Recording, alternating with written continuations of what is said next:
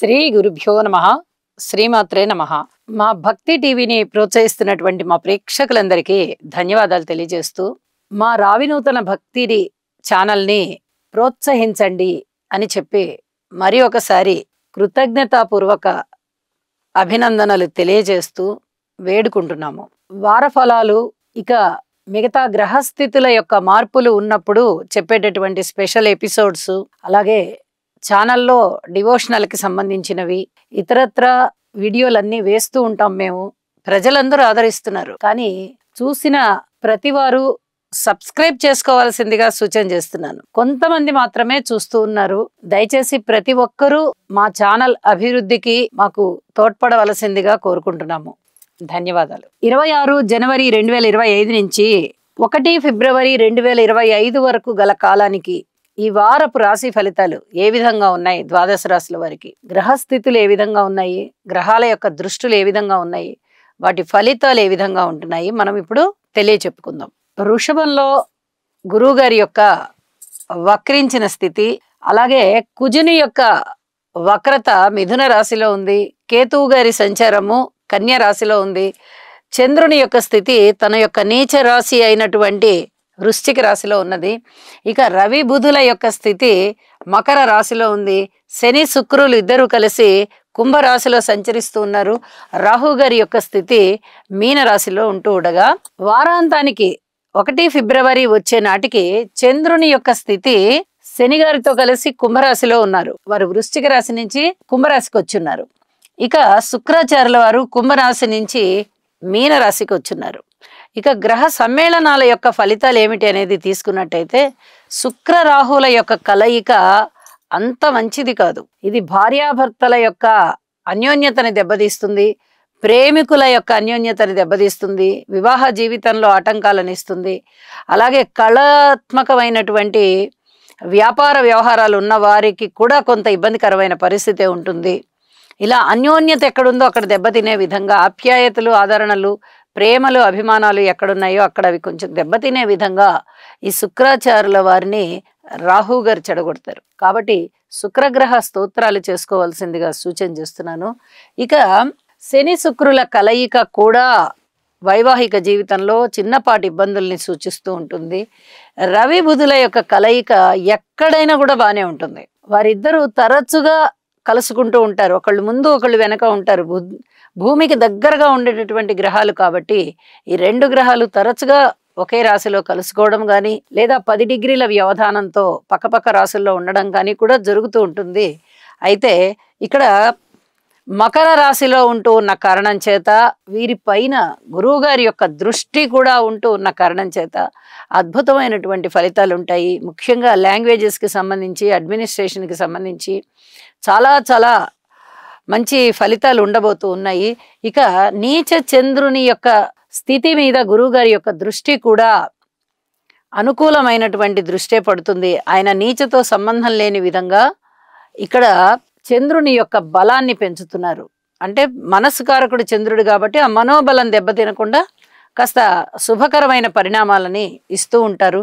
అలాగే కేతువు గారి మీద పంచమ దృష్టి విశేషం చేత ఆధ్యాత్మిక చింతనని బాగా పెంచడము, ప్రజలలో ఎక్కువ దైవభక్తి ఉండేటట్టుగా చేయడము చేస్తారు. గురువు గారి యొక్క ప్రధానమైనటువంటి లక్షణాలు ఈ రకంగా ఉంటూ ఉండగా, శని గారి యొక్క దశమ దృష్టి చంద్రుని మీద పడుతూ ఉంది. మానసిక ఒత్తిడిని విపరీతంగా పెంచుతుంది. ఇది తగ్గించుకోవడం కోసం యోగా చేయాలి అని చెప్పి సూచన చేస్తూ ఉన్నాను. అలాగే వారాంతంలోకి వెళ్ళేటప్పటికీ శని చంద్రుల కలయిక కానీ వీటి గురించి చెప్పుకోవాలి. మానసిక ఒత్తిడి ఎక్కువగా ఉండడానికే శని చంద్రుల యొక్క కలయికని మనం చెప్పుకుంటూ ఉంటాము. అలాగే సర్పదోషానికి కూడా చెప్తాము. అయితే ఈ గోచారంలో సర్పదోషాలు ఏర్పడి ఉన్నప్పుడు, జన్మజాతకంలో కూడా అలాంటి పరిస్థితులే ఉన్నట్లయితే కుజ రాహు స్తోత్రాలు, శని చంద్ర స్తోత్రాలు పఠించవలసిందిగా సూచన చేస్తూ ఉన్నాను. ఇక రాసుల్లోకి వెళ్దాము. తులారాశి.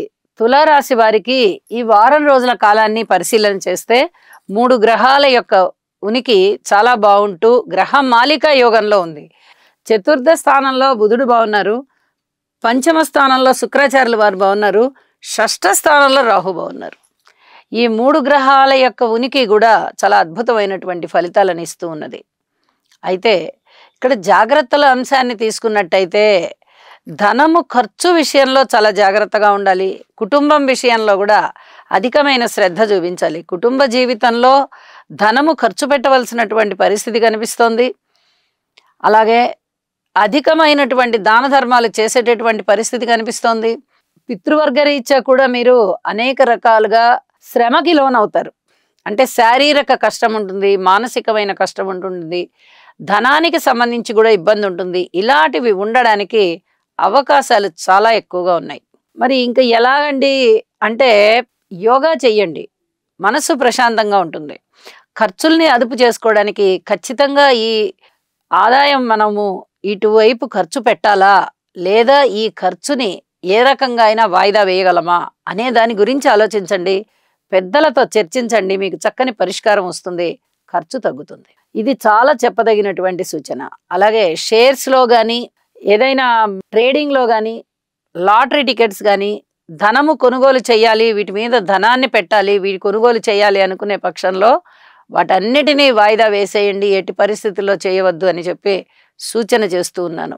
అలాగే శత్రువుల విషయంలో వారు మిత్రులుగా తయారైపోతారు. శత్రువర్గం తగ్గిపోతోంది. ఆప్యాయత ఆదరణలు పంచేటటువంటి బంధువులు, మిత్రులు చాలా చాలా సంఖ్య పెరుగుతోంది.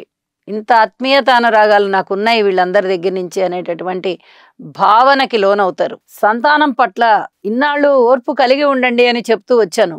ఇప్పుడు కించిత్తు సంతోషం మీకు ప్రారంభమైపోతుంది.